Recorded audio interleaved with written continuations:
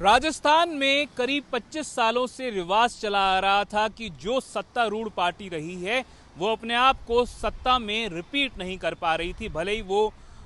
कांग्रेस हो या भाजपा हो। वर्तमान में राजस्थान में कांग्रेस का रूल है और कांग्रेस के नेतृत्व ने फैसला लिया है कि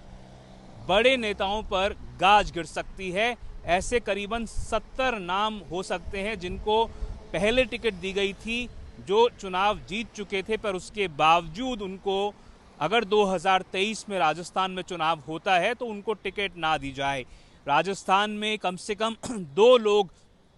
जो कि वर्तमान में मंत्रिमंडल में शामिल हैं, कैबिनेट मंत्री हैं, कहा यह जा रहा था, अटकलें ये लग रही थी कि उनके ऊपर गाज गिर सकती है। कहा यह जा रहा था कि एसीबी या फिर अन्य जांच एजेंसी द्वारा उनके खुद के ऊपर या फिर उनके जो मंत्रालय या डिपार्टमेंट है उनकी जांच करने की वजह से एक इमेज जो है या इम्प्रेशन जो है वो अच्छा नहीं जा रहा था और हो सकता है कि उनको टिकट ना दी जाए। राजस्थान के कांग्रेस के प्रभारी सुखजिंदर सिंह रंधावा ये कह चुके हैं कि अगर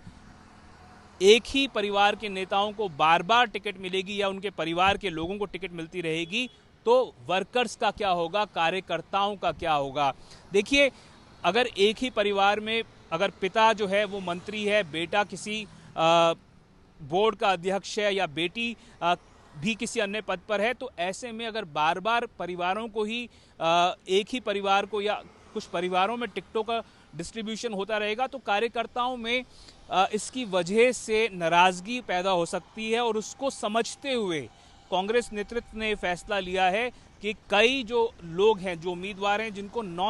जो पिछली बार टिकट लेकर जीत चुके थे पर उनको नॉन परफॉर्मिंग या लेस परफॉर्मिंग माना जा रहा था, उनके ऊपर गाज गिर सकती है और नए चेहरों को आगे लाया जा सकता है। ये कोशिश इसलिए की जा रही थी ताकि राजस्थान में कांग्रेस में एक तरह से एंथुजियाज्म जो है वो लाया जा सके, उत्सुकता, एक उत्साह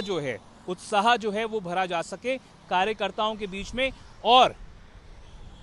ये अटकलें भी लग रही थी कि क्या राजस्थान में इस साल चुनाव होगा भी। देखिए, जिस तरह से कहा जा रहा था कि विशेष सत्र होने वाला है और उस विशेष सत्र में इस बात को लेकर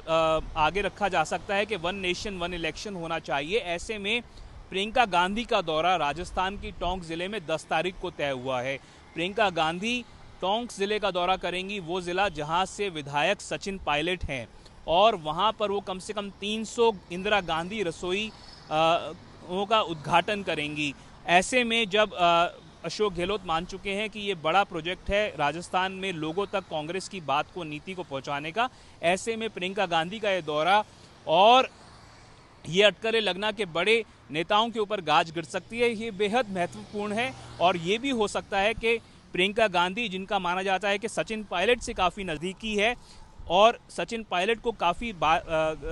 दोबारा से प्रोमिनेंस में लाने के लिए प्रियंका गांधी एक तरह से काफ़ी हद तक वो रिस्पॉन्सिबल मानी जाती हैं। ऐसे में हो सकता है कि आने वाले समय में जो टिकट डिस्ट्रीब्यूशन है, जिसको एक बड़ा पहलू माना जाता है कि किस प्रकार के उम्मीदवार, कौन लोग आ सकते हैं, कितने लोग गहलोत गुट के हो सकते हैं या नहीं हो सकते, या फिर कौन लोग सचिन पायलट गुट के लोग आएंगे या नहीं आएंगे सामने, तो वो टिकट डिस्ट्रीब्यूशन पर किसका कितना कंट्रोल होगा वो ये चीज़ तय कर सकता है। और ऐसे में प्रियंका गांधी के दौरे के ऊपर कई लोगों की नज़रें टिकी हो सकती हैं। पर जैसा कि मैंने कहा कि पार्टी नेतृत्व ने तय किया है कि कई बड़े नेता जो पिछले कुछ समय से नॉन परफॉर्मिंग या फिर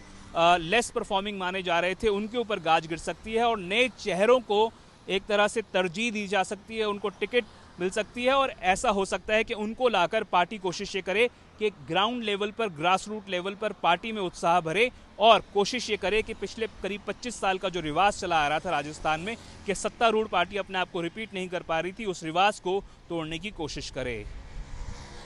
जयपुर से चुनाव आज तक के लिए मैं देवंकुर वधावन।